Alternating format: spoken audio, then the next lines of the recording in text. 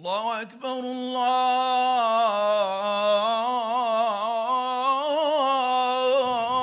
الله أكبر الله أكبر الله أكبر أشهد أن لا إله إلا الله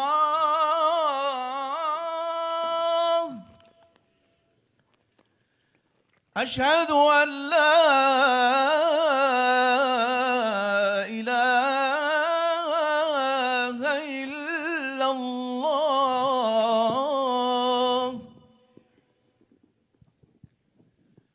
أشهد أن محمدًا رسول الله أشهد أن محمدًا رسول الله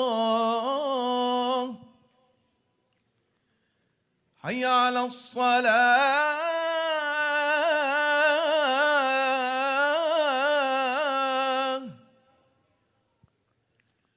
حي على الصلاة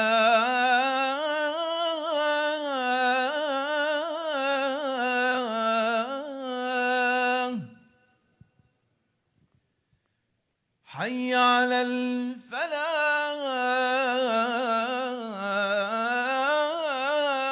الفلاح حي على الفلاح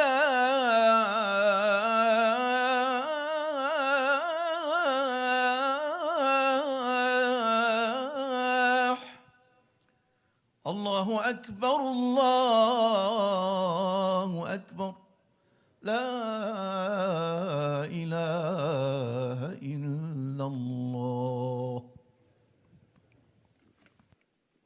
إن الحمد لله نحمده تعالى ونستعينه ونستهديه ونعوذ بالله من شرور أنفسنا ومن سيئات أعمالنا من يهده الله فلا مضل له ومن يضلل فلا هادي له وأشهد أن لا إله إلا الله وحده لا شريك له وأشهد أن سيدنا محمدًا عبده ورسوله بلغ الرسالة وأدى الأمانة ونصح للأمة وجاهد في الله حق جهاده وارض اللهم عن الصحابة والتابعين وتابعيهم بإحسان إلى يوم الدين.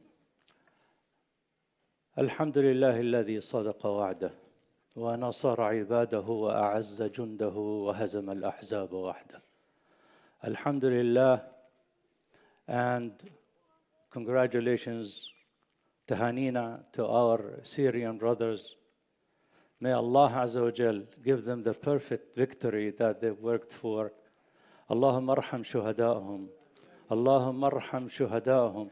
Wajbur khatira man faqada min ahlihi ya Rabbal Alameen. اللهم ثبتهم اللهم ثبتهم اللهم ثبت أقدامهم وانصرهم على أعدائهم يا رب العالمين. Normally on the last Jum'ah of the year, I give a khutbah about how to start the next year and how to reset, how to set some goals. And that would have been appropriate except for this amazing victory that we have witnessed 2 weeks ago in Syria, and I'm following the advice of my brother Sheikh Mohammed al-Hayek 2 weeks ago. He said, any imam not speaking about Syria should repeat his salah and basically it's void. He wasn't giving a fatwa, he's just giving his opinion. And he made me basically rewrite my khutbah last week. But before I move on to the topic, I also like to make dua for our brothers and sisters in Gaza and in Sudan and in Yemen and all over the Muslim world. اللهم اجبر خاطرهم اللهم يا رب احقن دماءهم وارحم موتاهم ارحم شهداءهم وانصرهم على أعدائهم يا رب العالمين. اللهم انصر أهلنا في غزة يا الله. There is an ongoing debate. Unfortunately, 90% of the time it's by people who have no idea what they're talking about, because At a time like this, it's very easy for everybody to become an expert on the topic. People read an article or they listen to a speaker, and all of a sudden, they feel they earned the right to talk about the subject. So one of the issues that I hear a lot of gossip about is the issue of whether this revolution will succeed or not. And in a way, you give people an excuse for being so pessimistic because of what happened with the Arab Spring. 2011, we were all euphoric about how easy it was to overthrow Mubarak and Zayn al-Abidin and Gaddafi. One after the other, they were toppled, 1, 2, 3, and with very little cost. Mubarak was 870 people killed. Allah yarhamhum. May Allah have mercy on their soul. But that was the fuel. And then we saw what happened. The counter-revolutionaries, the deep state, call it whatever you want to call it, the meddling of the Gulf money, and then all of a sudden, it's like nothing happened. So a lot of people are very pessimistic, very negative, very nervous that the same thing would happen in Syria. And I beg to differ. I think I've earned the right to speak on this subject. I've spent 11 years studying public administration, which in plain English means governance or government. I have at least 4 points that I can mention that should put your mind at ease and make you, inshallah, be positive about this. Number one, Ya Ikhwa, the Syrian people paid an extremely heavy price for this win, for this victory. It didn't come easy. The international community stopped counting once they reached 500,000 martyrs. بعد 500,000 شهيد بطلوا يعدوا. They stopped counting. At best estimates, more than 1 million people were murdered by the butcher of Damascus. Not counting the more than 10 and to some estimates 15 million people that were driven out of their homes. This is a heavy price. And somebody who pays a price like that is not going to give in that easily. The Syrian people are not going to give up the way some of the other Arab people gave up on their revolutions. I'm a villager. I'm from a small village called Silwan. And my father, rahimahullah, used to tell us, I'll say it in Arabic and I'll translate it. اللي أبوه بجوزه بيسهل عليه الطلاق. The one whose father paid the dowry of his wife, it's very easy for him to go through divorce because it didn't cost him anything. Now, it's a crude comment basically on a very serious situation, but I'm hoping to bring the picture closer. Our Syrian brothers who lost entire families. I mean, I was reading the story of a sister by the name Rani al-Abbasi. I don't think she's related to us, but that's her name. And she could be, I really don't know. Maybe she moved, she was in Riyadh and then moved from Riyadh. She was a physician, a gynecologist. She was the chess champion of Syria. She was married, she had, I think, 6 children. Bottom line, her husband gave $200 to a family that was driven out of Homs to Damascus. And that guy was caught, and he told that he got the money from them. They took Rania, her husband, and her children. And they've never been seen since then. That was in 2015. Her husband was recognized as one of the dead people in the pictures of Caesar, the guy that brought in thousands of pictures and showed it to our Congress, which, by the way, is so sorry about what happened. And they are acting and talking as if they knew nothing, even though they've seen the pictures right out of Sinai, right out of the slaughterhouse. The picture were brought and put in front of them, and the international community did absolutely nothing for Syria. ولا حول ولا قوة إلا بالله. Every hypocrite now is running to Damascus to congratulate our brothers, and yet they knew all along about what was going on. So this Rania al-Abbasi, her sister was being interviewed. She said, we have no idea. The husband we know is dead. But they have no idea where their sister is, where the kids are. And that's just one story of the countless stories of people, hundreds of thousands who are missing that nobody knows where they are. Brothers and sisters, that's a very heavy price to pay. And logically, I believe that our Syrian brothers are going to defend this revolution because of the price they paid, the heavy price they paid.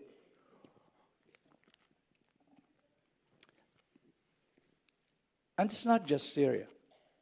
You look at this country. This country initially revolted against the British, and they got themselves an independence on 1776. A few years later, that price wasn't heavy enough.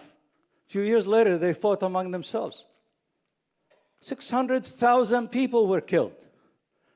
Now, this may not sound like a big number until you know that was 2% of the population. Most of the young men of this country were killed, north and south. It's called the Civil War. Read about it. And that's the main reason why we haven't had another civil war since then in this country. It's because of the heavy price that was paid for independence and for this country. So you read stories like that. The second point. So the first point is the price paid is too high. Second point, this is the first revolution that actually has a military arm that is formidable, that is strong enough. These brothers, mashallah, are so powerful, and I'm sure there are sisters among them in different capacities. They are so powerful, they were able to not only charge through the lines of an army and reach Damascus in record time, but they are also able to defend it. Wherever there is trouble spots, as you can see on social media, it's out there for everybody to see. They are handling it the way it should be handled. May Allah Azza wa Jal give them the strength and the victory to preserve and protect this revolution. Allahumma ameen. So this is very unique. All the other revolutions that took place after the Arab Spring, none of them had a military arm. The army was able to quash them in no time. We saw that in Egypt. We saw it everywhere. Number 3, and on this one, I'm a primary witness. There is separation of powers, ya ikhwa.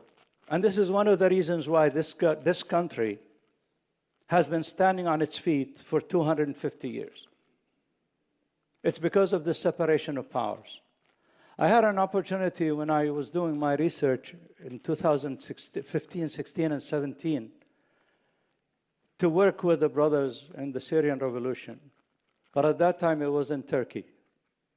For those who don't know, the current government is the 5th government, it's not the first one. The first one, by the way, was the Prime Minister was Brother Ghassan Hito, who was your guest here last Sunday. He was the first Prime Minister, right out of Dallas. The second one was Dr. Jawad Abu Hatab. He's a surgeon, cardiac surgeon, and I had an opportunity to go do some training there on a couple of occasions. And one thing I noticed, as early as 2016, 15, 16, and 17, is that these people had a functioning civilian government better than the one that was in Damascus. The people in Damascus right now are actually asking, are we going to have electricity, water, and food and everything like Idlib? Idlib is in the north, where the provisional government was operating since the beginning of the revolution. Those brothers were running like a civilian government, and there was separation of powers, there were ministries, there was division of powers. I didn't see a single military guy among them. The military was somewhere else.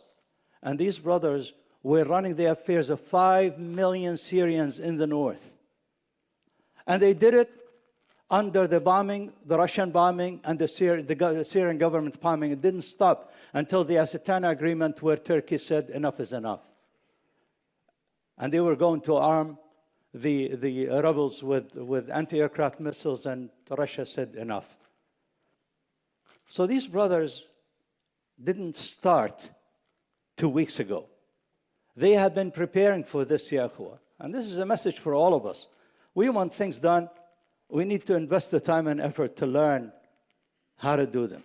And I'll talk about that a little bit more later. The last thing I wanted to mention is that people in power right now are very mature. It took them a while to come together and to reach an agreement, to divide the powers, to do all the things. In the beginning, they struggled. They came very close to toppling Assad very early in the revolution. But there was disagreement among them, and that fizzled. But from that experience, they were able to recover, and they were able to basically do what they're doing right now. So any one of you who has some negative picture in his mind, or who's pessimistic, give that up, make dua for them, encourage each other, and let's uplift each other. And inshallah, there will be victory, not just in Syria, but in Gaza and everywhere else. Allahumma ameen. There's a hadith in which the Prophet ﷺ says, I think it says, "Stabshiru bil khayri tajidu," or "Tafa'alu bil khayri tajidu." Give each other glad tidings, and you will find it, inshallah. So what could we learn from this experience? The best source that I can think of from our Arabic Islamic literature on this topic comes from Abdurrahman al-Kawakibi, that many people think of him. He's Syrian, of course. Many people think of Abdurrahman al-Kawakibi when they think of Ibn Khaldun.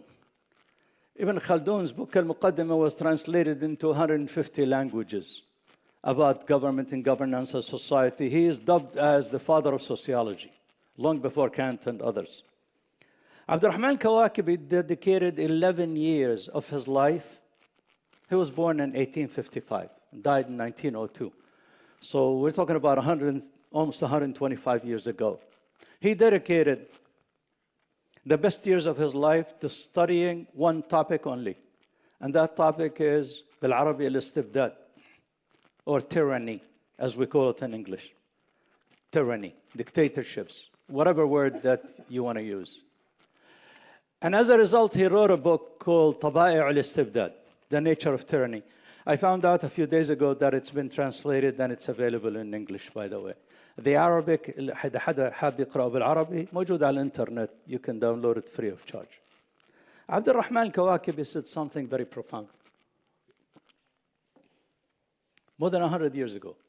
He said, the ummah that does not know the danger of tyranny does not deserve freedom or liberty. The ummah that does not understand the danger, الأمة التي لا تعرف خطر الاستبداد لا تستحق الحرية. يا إخوة, he conducted a study about the psychology of the West, especially America, versus the East, us. Here's what he found. He found that the most important thing to the Western man, especially the American, is freedom.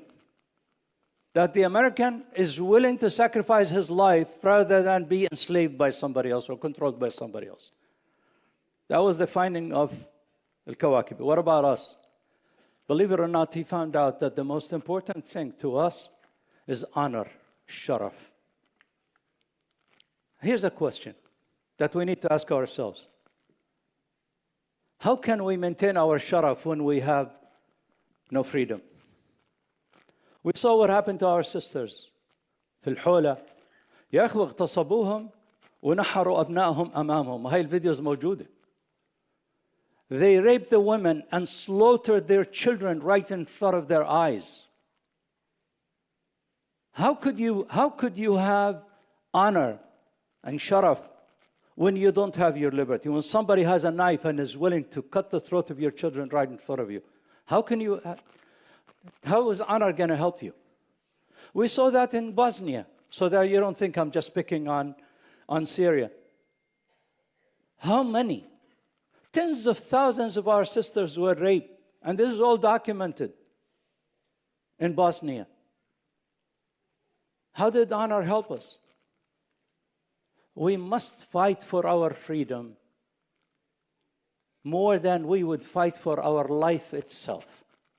One should be willing to sacrifice his life to maintain his freedom.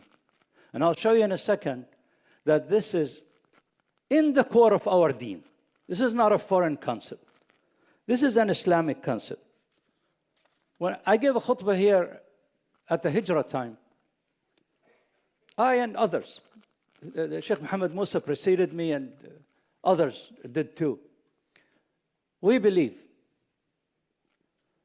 that the main reason why the Prophet sallallahu alaihi wasallam, sallu ala Rasulillah, Allahumma salli wa sallim wa barik alayk, the main reason why he migrated from Mecca to Medina is so he can be free. He can have his freedom to give da'wah, freedom to organize, freedom to prepare, to build. Simple thinkers would tell you that, oh, he wanted to build a state. What good is a state if it's controlled by another state? The Arabs, al-Manadhir or al-Ghasasana, they had states, but they were controlled by the Romans and the Persians. They were not free. Prophet ﷺ wanted to be free.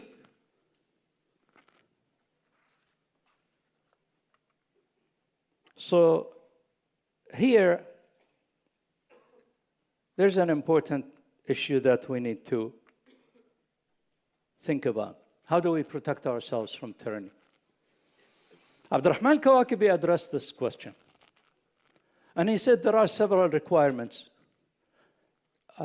The masjid is full. I guess it's because it's the end of the year and a lot of people are off. So let's do something. Let's take a minute to stand up as if you are standing for salah. I apologize for asking you to do this. Stand up as if you are standing for salah. There are literally tens of people in the back who are unable to get in. Fill all the gaps as if we are doing iqamah right now this minute. Come forward, please. Come forward. Jazakumullahu khairan. Come forward. If there is space next to you, raise your hand. This way somebody can come forward next to you. There's some space in the back. تفضلوا يا إخواننا من الخلف. تفضلوا. تفسحوا يفسح الله لكم. جزاكم الله خير. If your line is full, you can sit down. جزاكم الله خير. The khutbah is short. I will conclude soon, inshallah, and you'll be on your way. طيب. So Abdurrahman Kawakibi addressed this issue, and he said the first step towards protecting ourselves from tyranny, حتى نحمي حالنا من الاستعباد ومن الاستبداد. The first thing we need to do is to hate tyranny. We must, in our heart, not accept it. Literally hate to be dominated by somebody else. We want to be free as Allah created us. And I'll give you examples about that. That's number one. Number two, we need to love freedom more than anything else. Because without the freedom to do what you need to do, you lose your power. You're enslaved, basically.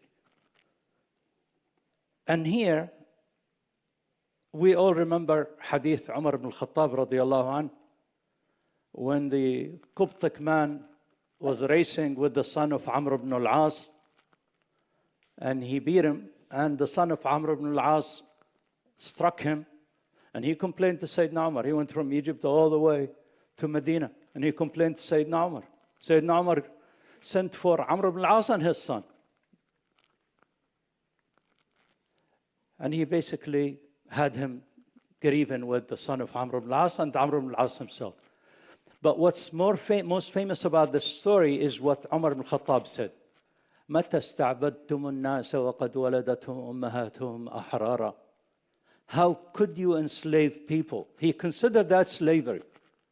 For the son of the governor to punish the Coptic the way he did, he considered that a form of tyranny. He said, who gave you that right? They were born free. More important than this statement is a statement by Sayyidina Ali radiallahu anhu. That is not as famous because there is no interesting story to go with it. Sayyidina Ali radiallahu anh said the following, لا تكن عبدا. Don't allow yourself to be enslaved. لا تكن عبدا لغير الله وقد خلقك حرا. Don't be a slave to anyone, and Allah had created you free. Here, Sayyidina Ali is focusing on our internal psychology. In other words, do not accept being less than a free man. Number 3. So number 1, you need to hate tyranny. Number 2, we need to love freedom. Number 3, we need to defend our rights, ya ikhwa. And this is really the main topic of my khutbah today. We need to preserve and defend our rights through institutions. Individuals cannot get anything done by themselves. I don't care how strong you are as a person in this country, the way it's structured, there's not much that you can do. This vote of yours, many others vote. We need to work through institutions.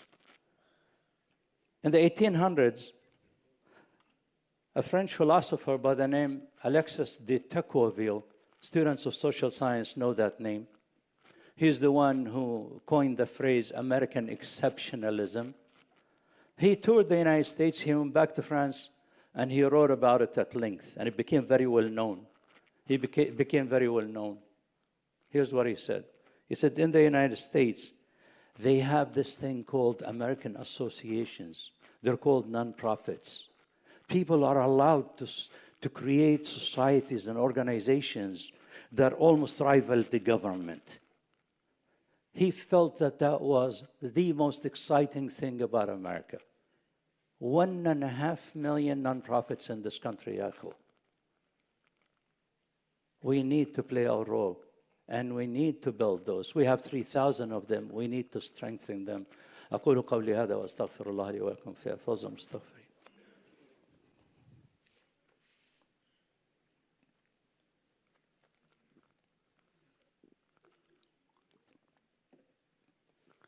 Alhamdulillah, wassalatu wassalamu ala rasulullah wa ala alihi wa sahbihi wa man wala.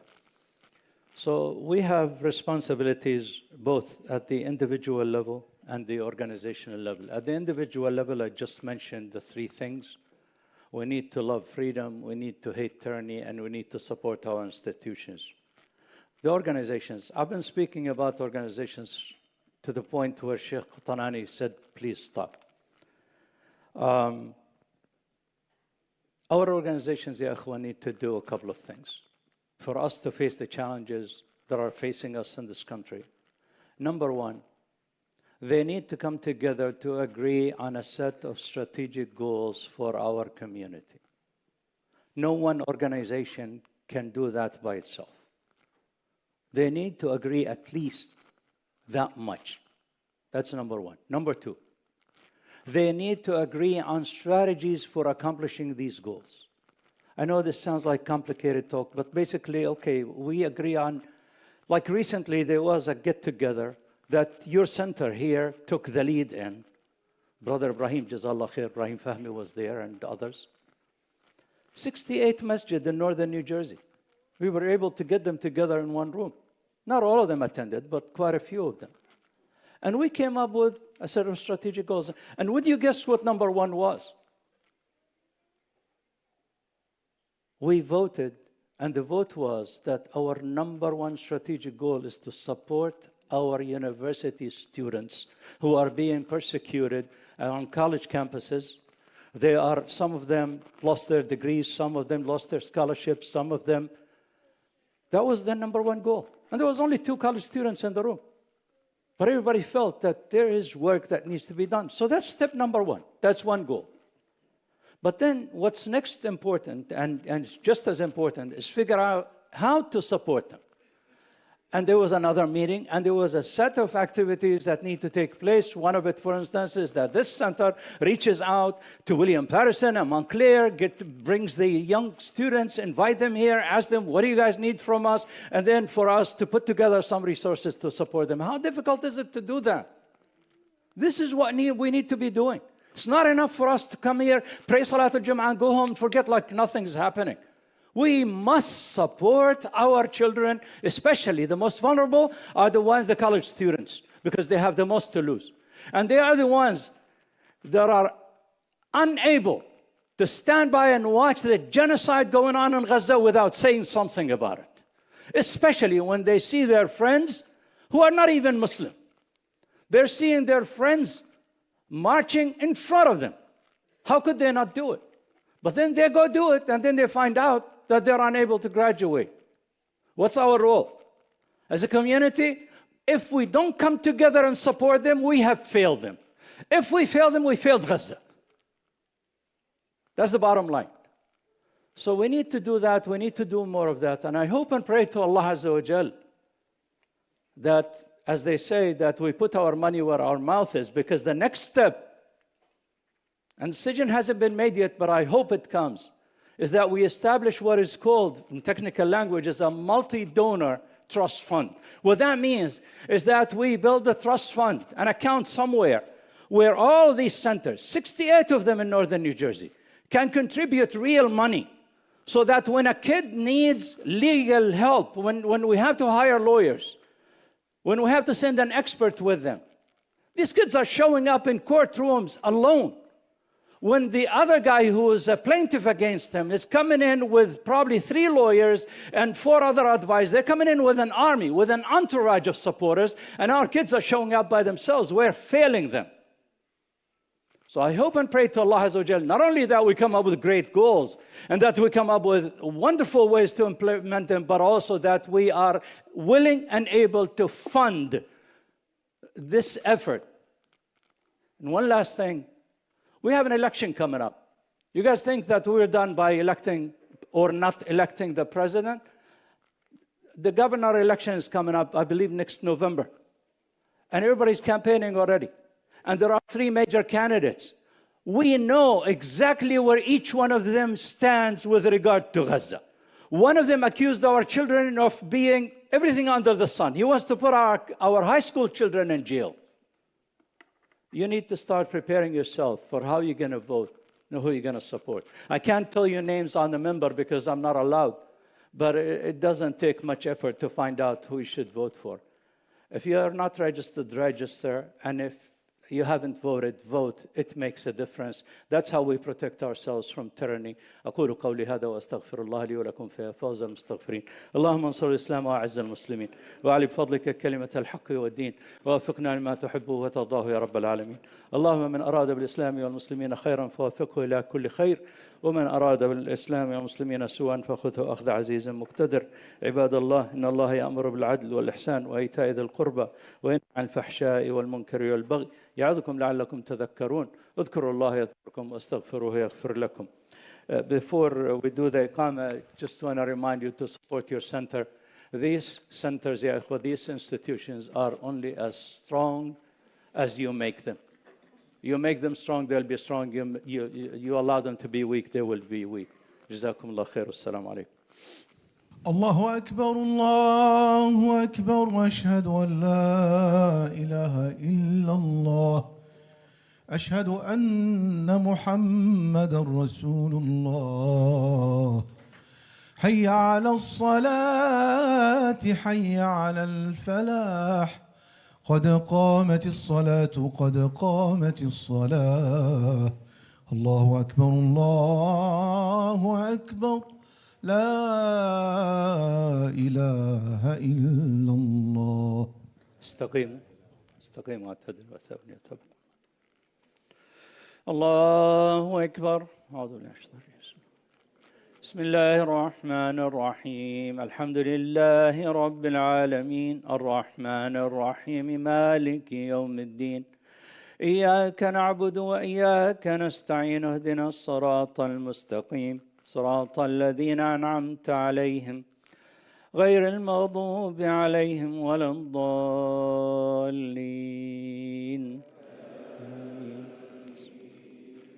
بسم الله الرحمن الرحيم والفجر وليال عشر والشفع والوتر والليل إذا يسر هل في ذلك قسم لذي حجر ألم تر كيف فعل ربك بعاد إرم ذات العماد التي لم يخلق مثلها في البلاد وثمود الذين جابوا الصخر بالواد وفرعون ذي الأوتاد الذين طغوا في البلاد فأكثروا فيها الفساد فصب عليهم ربك صوت عذاب. الله أكبر. سمع الله لمن حمده. الله أكبر.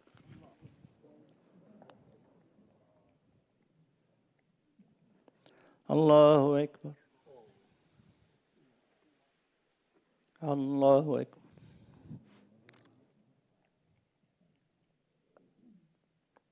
الله أكبر. بسم الله الرحمن الرحيم. الحمد لله رب العالمين الرحمن الرحيم مالك يوم الدين إياك نعبد وإياك نستعين اهدنا الصراط المستقيم صراط الذين أنعمت عليهم غير المغضوب عليهم ولا الضالين آمين.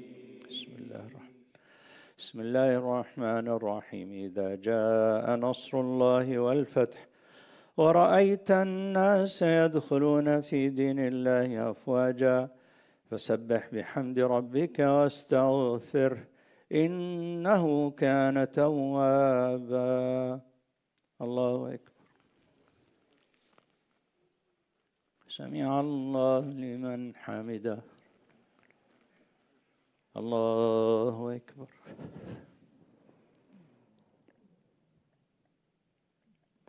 الله أكبر. الله أكبر. الله أكبر.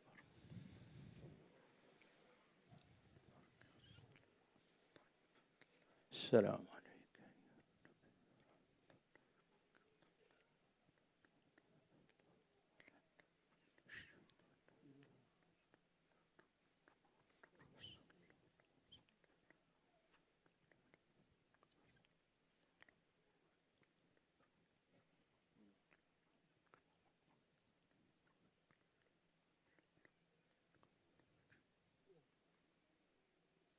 السلام عليكم ورحمة الله.